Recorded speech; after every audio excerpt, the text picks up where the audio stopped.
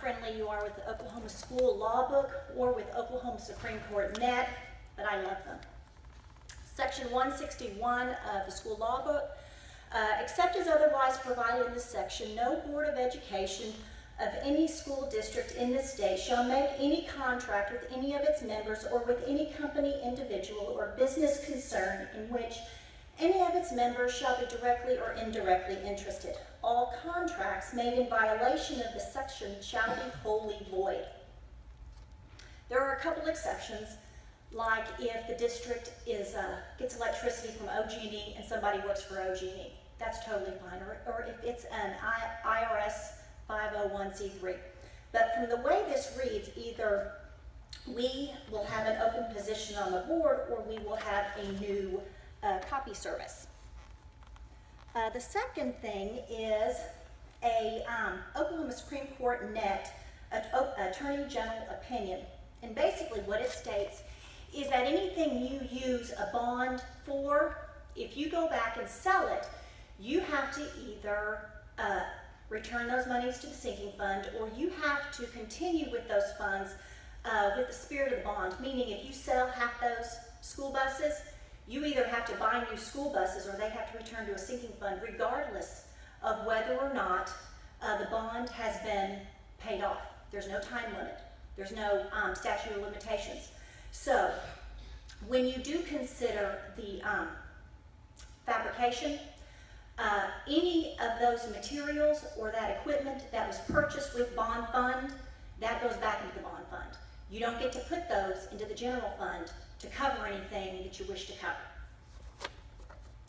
The next thing, let's see. Oh, this one was just fun. This one states that a school employee cannot act as general contractor. I've Open Records requested all of the actual statements or the actual bills from the building of both the high school and the ag barn. And there was a company out of Chickasha that did the high school, and their stuff is immaculate. Everything is documented, back up in quadruplicate, that's the word. It's amazing. It was quickly gotten to me. My guess is that the items that I will receive from the ag barn will not be as meticulous. I also, and that's what this speaks to, you weren't allowed to act as general contractor. Finally, this is just a reminder on what happens when you ignore an open records request. I did get a couple emails from you, Mr. Moore. However, nothing was included from your Xerox account, and most of your emails regarding this district come through that account. I didn't get anything from you, Mr. Stanfield. 2 years, and you didn't receive one email at all.